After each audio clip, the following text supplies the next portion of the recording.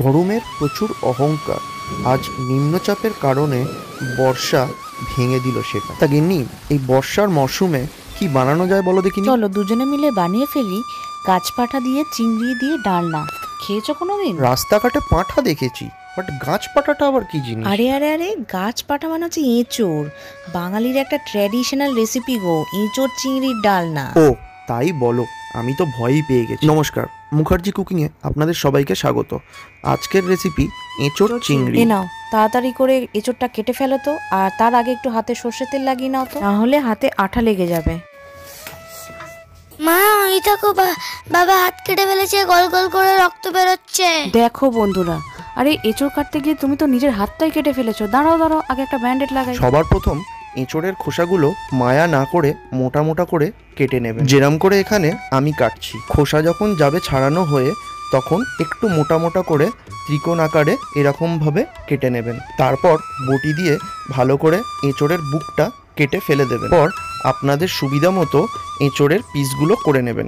আমি এখানে এঁচোড়ের পিসগুলো একটু বড় বড় করেই করছি। যদি আমি ছোট ছোট করে পিস করি, এঁচোড়টা গলে গেলে খুব বাজে দেখতে লাগবে। আমার এখানে এঁচোড় কাটা কমপ্লিট হয়ে গেছে, তাই বাতিল যাওয়া এঁচোড়ের অংশগুলো ভালো করে একটি প্লাস্টিকে ঢুকিয়ে নিচ্ছি, না হলে মা আর বউ দুজনেই খুব বকবে, জানেনই তো। থেকেও বড় জিনিস, রান্না করার সময় পরিষ্কারভাবে রান্না করাই উচিত। আমি এখানে 2 পিস আলু ভালো করে খোসা ছাড়িয়ে একটু বড় সাইজের ডুমো ডুমো করে কেটে নেব। আলু যেহেতু মাটির তলায় হয়, শুনেছি বেশি আলু খেলে আবার আলুর দোষ হয়ে যেতে পারে। এটা কি ঠিক? আপনারা কমেন্টে জানাবেন। 7 থেকে 8খানা রসুনের কোয়া আর একটু আদা শিলনোড়ায় নিয়ে বাবাকে দিয়ে ভালো করে বাটিয়ে নিয়েছি।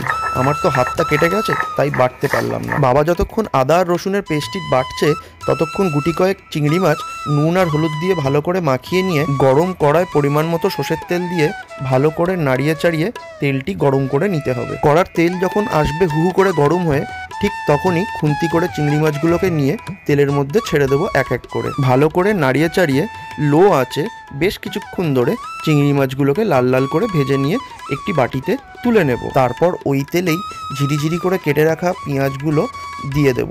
আমি এখানে 100 গ্রাম মতো পেঁয়াজ ইউজ করেছি, আপনারা চাইলে আরেকটু বেশিও করতে পারেন। পেঁয়াজগুলো এখানে নেড়ে চেড়ে ভালো করে লাল লাল করে ভেজে নিতে হবে। পেঁয়াজটা যখন হালকা হালকা লাল হয়ে আসবে, ঠিক তখনই আদা রসুনের পেস্টটি দিয়ে নাড়িয়ে চাড়িয়ে নিতে হবে। যতক্ষণ আদা রসুন আর পেঁয়াজটি লাল লাল করে ভাজা হচ্ছে, চলুন আরেকটি পেস্ট করে নিই। একটি বাটিতে সামান্য কিছুটা জল নিয়ে 1.5 টিস্পুন গোটা জিরে নিয়ে নেব। সামান্য কিছুটা জায়ফল জয়ত্রী, গোটা এলাচ হাফ, কিছুটা সাহা জিরে আর সাহা মরিচ নিয়ে নেব। 5 থেকে 6টা লবঙ্গ আর একটা বড় ডালচিনি নিয়ে নেব। দেব 1 থেকে 2 চামচের মতো গোটা ধনে। সমস্ত গোটা মশলাগুলো শিলনোড়াতে দিয়ে ভালো করে বেটে নিতে হবে। শিলনোড়াতে যতক্ষণ পেস্টটি হচ্ছে, বন্ধুরা তোমরা যারা এখনো পর্যন্ত আমার ভিডিওটি দেখছো আর চ্যানেলটি সাবস্ক্রাইব করোনি, কাইন্ডলি চ্যানেলটি সাবস্ক্রাইব করে নেবে। পেঁয়াজ আর আদা রসুনের পেস্টটি লাল লাল করে ভাজা হয়ে গেছে, তাই যে পেস্টটি আমি এখন বাটলাম সেটা আমি ঢেলে দিলাম। ভালো করে কষিয়ে নেওয়ার পর যখন মশলা থেকে তেলটি ছাড়বে, আলু আর এঁচড়গুলো একটা প্রেসারে আমি সিটি দিয়ে নিয়েছিলাম, তাই সেটাকে আমি ঢেলে দিলাম। সরি বন্ধুরা, প্রেসারে সিটি দেওয়াটা আমি তোমাদের দেখাতে পারিনি, যার জন্য আমাকে ক্ষমা করে দিও। মশলাগুলো এঁচড় আর আলুতে ভালো করে নাড়িয়ে চাড়িয়ে মাখামাখি করে নিতে হবে।